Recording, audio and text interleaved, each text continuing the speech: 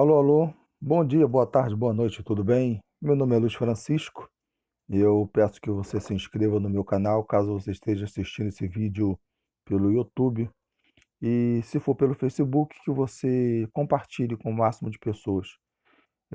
O tema que eu vou falar agora, a reflexão teológica que eu vou falar agora, é de extrema importância. Talvez seja um dos temas mais importantes que existe na cristandade hoje. É acerca do pecado, de falar sobre o pecado, ou de julgar uma pessoa acerca de algum pecado que ela cometeu. Isso é muito importante por quê? Porque de alguns anos, talvez de uns 10, 15 anos para cá, não sei, muitos crentes da igreja evangélica do Senhor Jesus, hoje são aos milhões, quando se depara com um crente, com um pastor, ou com uma pastora, ou com alguém que pecou, que caiu em pecado, eles começam a usar o seguinte texto: não julgueis para que não sejais julgados, porque com o juízo com que julgarão vós a outros, ou seja, outros te julgarão, com a medida com que julgardes. Eles pegam esse versículo fora de contexto e aí utilizam isso para dizer que a gente não pode julgar ninguém, exatamente porque nós somos pecadores, e como pecadores, já que nós pecamos, e se nós pecamos, nós não temos o direito de julgar as pessoas. Isso é algo muito estapafúrdio à luz da palavra. Por isso que eu peço, compartilhe esse vídeo com o máximo de pessoas possíveis. Eu vou fazer uma reflexão teológica acerca desse assunto que é muito importante. Que é muito importante. Em primeiro lugar, eu quero dizer o seguinte: aos homens foi dado a graça de pregar o evangelho. A Bíblia diz que até os anjos queriam ter essa oportunidade, mas não teve. Deus vetou aos anjos pregar o evangelho. E sim, o homem tem que pregar o evangelho. E no evangelho não está apenas o perdão dos pecados. No evangelho não está apenas a salvação em Cristo Jesus. No evangelho não estão apenas as promessas ou o céu ou a vida eterna. No evangelho está também uma série de coisas que Deus fala que abomina. Uma série de coisas que Deus fala que ele detesta, que ele odeia. Então é uma coisa muito lógica em acreditar que, se eu, como ser humano, foi me dado a incumbência de pregar o evangelho, eu tenho que falar acerca do pecado. Eu tenho que condenar o pecado. Eu tenho que dizer que adultério é errado. Ainda que eu esteja sujeito a isso, eu tenho que dizer que a homossexualidade é pecado. Ainda que qualquer ser humano esteja sujeito a isso, eu tenho que dizer que assassinar alguém, né, praticar um homicídio é pecado. E aí muita gente chega ao absurdo de pegar a história da própria Flor de Lis, que aquilo ali não foi um pecado apenas. A Bíblia faz diferenciação de perversidade e pecado. Ou seja, cair em pecado é algo eventual que todo crente pode cometer, que todo ser humano crente, por mais santo, por mais que ore, por mais que leia a palavra, pode cometer. Isso qualquer um pode. Davi aconteceu isso, né? E muitos outros da própria palavra de Deus que relata aconteceram isso.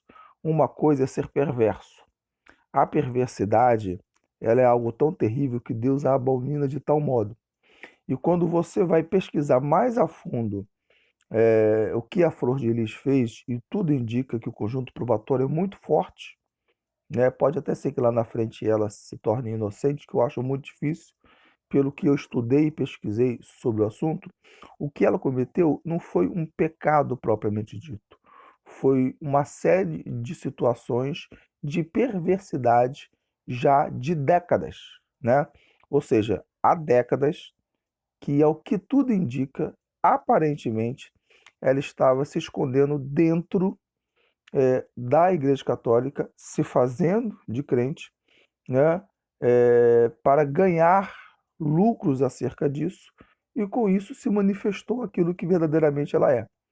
Então é muito importante fazer essa diferenciação. Quem cai, quem adultera, né, ou quem mente, ou quem faz alguma coisa que eventualmente peque, é lógico que o nosso julgamento será um julgamento não de condenação, mas um julgamento em que a gente vai apontar o erro com toda a misericórdia possível, sem condená-la ao inferno, porque o inferno a Deus pertence, ou seja, só Deus pode condenar alguém ao inferno, né, ou levar aquela pessoa para o céu. Então, a diferença é exatamente essa. Quando eu vou falar, por exemplo, de um grande pastor que caiu em adultério, é lógico que a gente vai falar assim, vamos orar por ele, todos nós estamos sujeitos a isso, né? Qualquer um de nós poderia ter acontecido isso. Entretanto, eu não posso deixar de falar que isso é errado, que isso é pecado e que, se não se arrepender, pode levar ao inferno.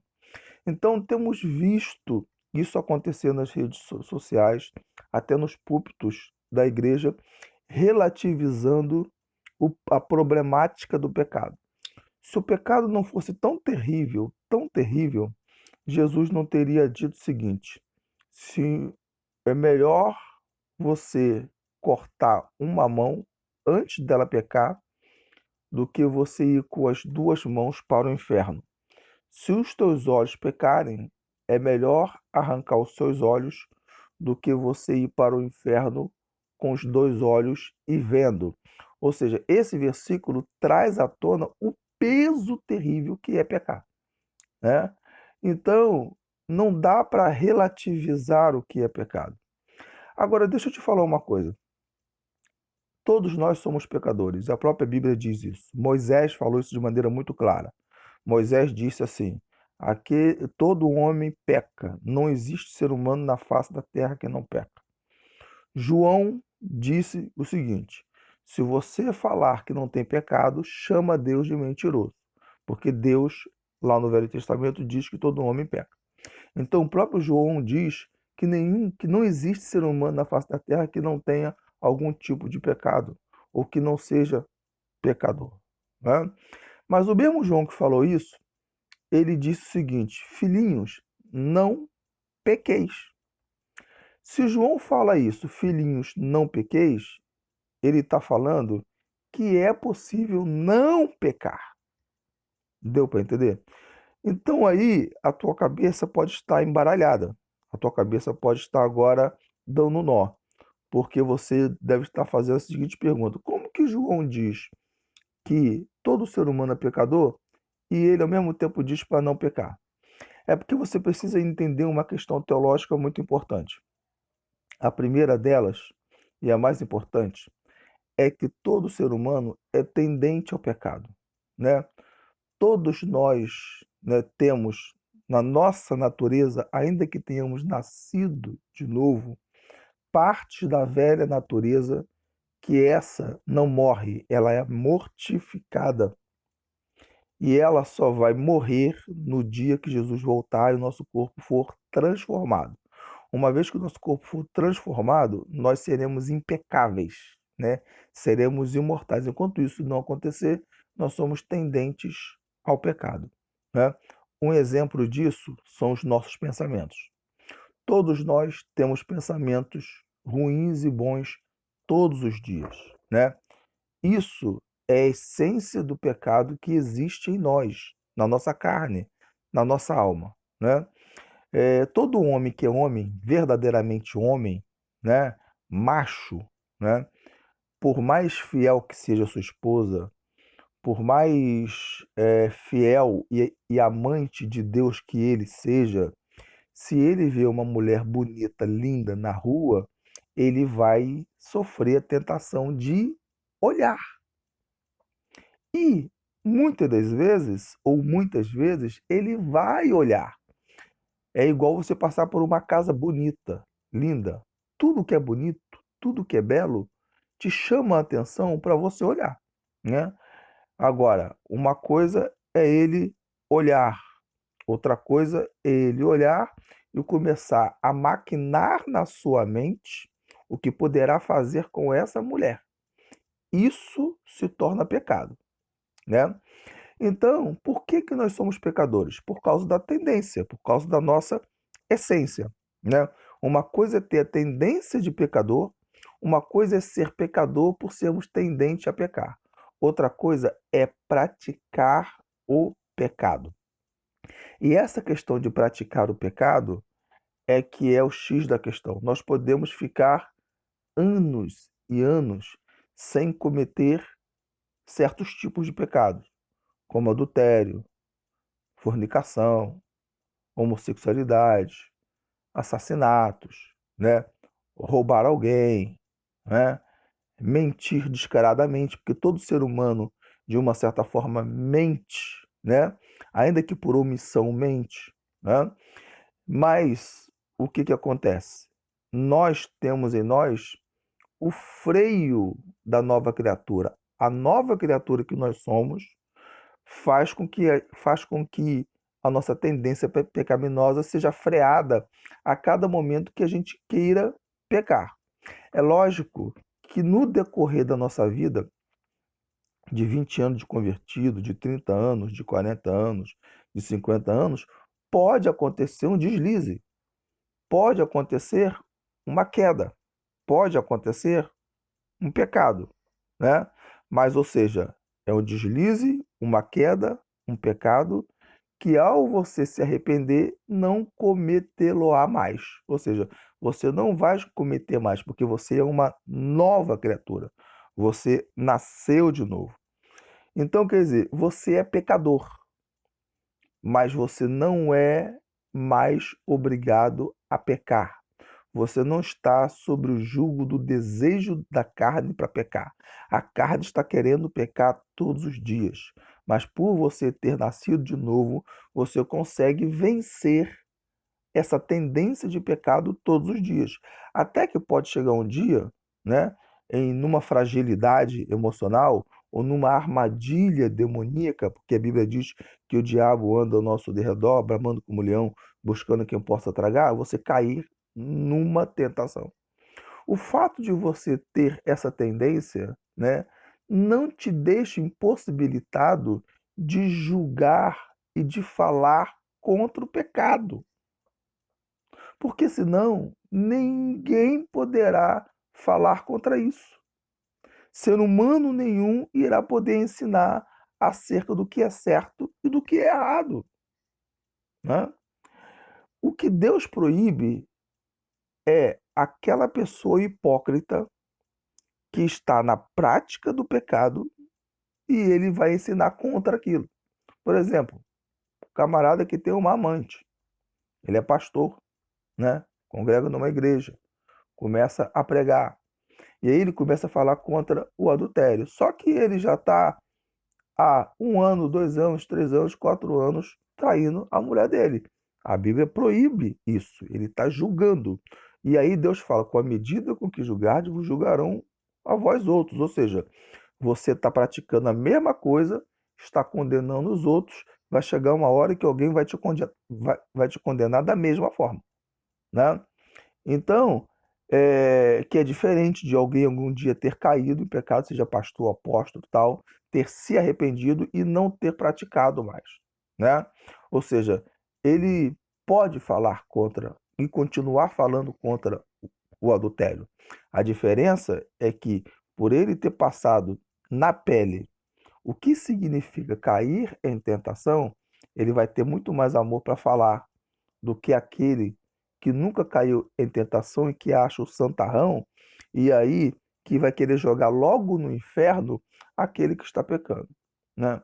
Então, é uma verdadeira aberração teológica dizer que não se pode falar contra o pecado porque nós somos pecadores. Sendo assim, ninguém poderá falar contra qualquer tipo de pecado.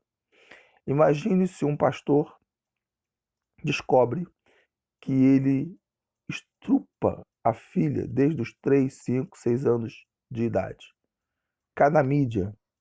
Isso tudo é confirmado. ter conjunto probatório à torta e à direita. Quer dizer, a igreja vai se calar com relação a isso?